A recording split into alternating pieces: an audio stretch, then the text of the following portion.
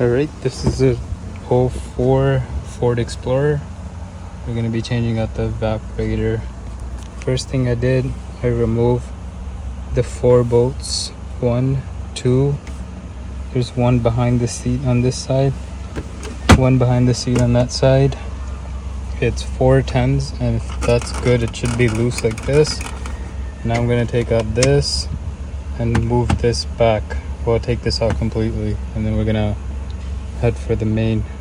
Alright, in order to get the center console out, you have to remove these 2 7mm bolts.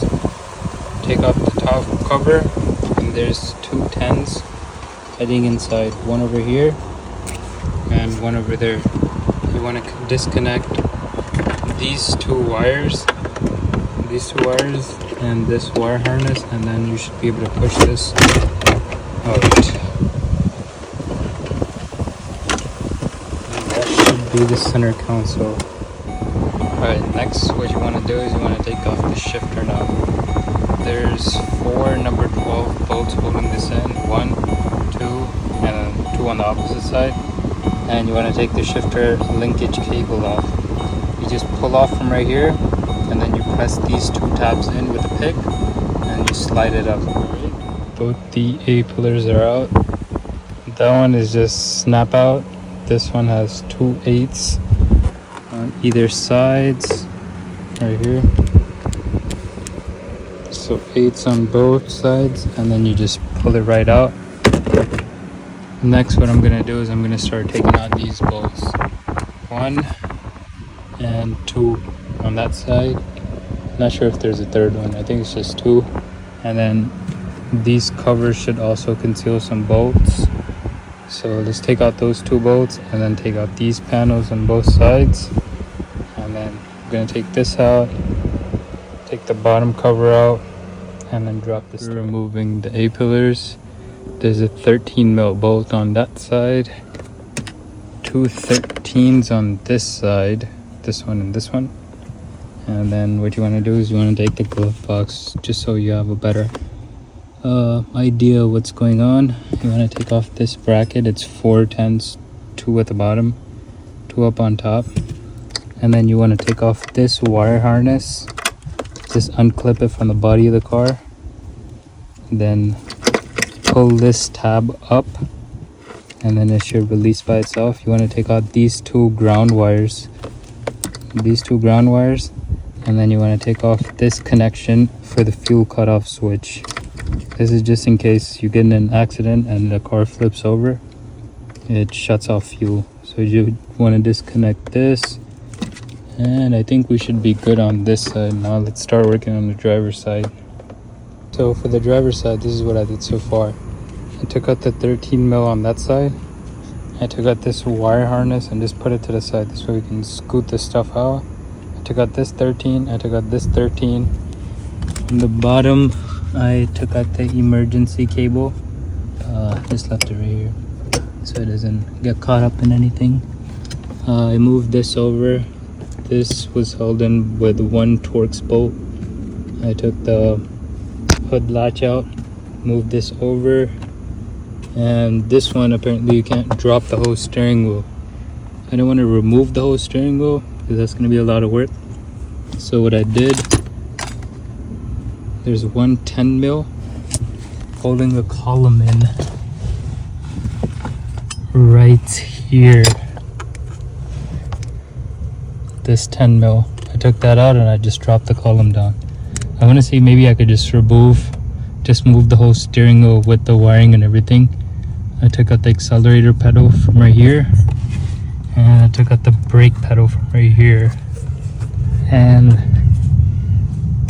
let's see, I don't think there's any more wires. I want to see if I can just move it over now, and that should be it. Hopefully it all goes good. I just taped it up this way the steering wheel doesn't move on me too much. It seems, yeah, you see, it seems like it's loose. Well, it seems like it's pretty much all the way loose, but I hope no wires holding it anywhere. So I'm just gonna go around, check it one more time, and then we're gonna move this whole steering wheel with the dash over and up. Alright, on the passenger side, what I also did was I disconnected this vacuum line. I disconnected this gray connector. I disconnected this green one. This one. And a few more, like the blower one, that one, just in case. I don't want anything binding up. I don't think you have to, but just to be on the safe side, I disconnected. I'm sure you don't have to. I moved it up just a little bit. Once I take it off completely, if we don't need to, I'll let you know, okay? Alright, once I moved this side further back, I noticed that there are these two thick connectors that also need to be connected, or disconnected actually. So we're gonna go ahead and do that, and then we're just gonna lean this piece on this side and that one on top. This way we could just take out the box from that side. I don't want to take the whole dash out completely, because putting it back in is going to be a nightmare. Alright, this is what we're looking for, this baby right here. This is what I do with the dash. I just leaned it over. See, it's better not to take it out the car, not to mess with none of that. This wire was holding it, so you want to unconnect this one. Disconnect it from here and slowly move it up, put it over. See how the steering wheel and pretty much everything is together on this one. I'm not gonna lie, it was actually pretty easy. Yeah, luckily we took these lines off. This one I guess I didn't have to, but what the heck, that's connected back so we don't forget. So this one I disconnected, and this one, so we didn't need to disconnect all that stuff. This one gray connector will do it all. Now what we're gonna do, we're gonna go inside the engine bay, and you see, you can see how smart Ford was. You see right there, I'm guessing there's a screw right behind this box that we need to remove as well. There should be a few screws on the side of it as well. We're gonna take that out. We're gonna take out the heater core lines. We're gonna take out the AC lines. We're just gonna take this piece off, but unfortunately it started raining, so I'm gonna put a little pause, take a little break. We'll come back in a little bit. Alright, just got it out, and you can see exactly where it was leaking. Right there. To take the box out is pretty simple. You have to take these two lines off, these two heater matrix lines, and then there's 4 bolts. 1, 2, 3, and then there's 4th one that I broke. But yeah, it was a little pain to get the bottom bolts off, but they came out. But luckily this was the problem, and now we're gonna put the new one in, put everything back in, and hope for the best.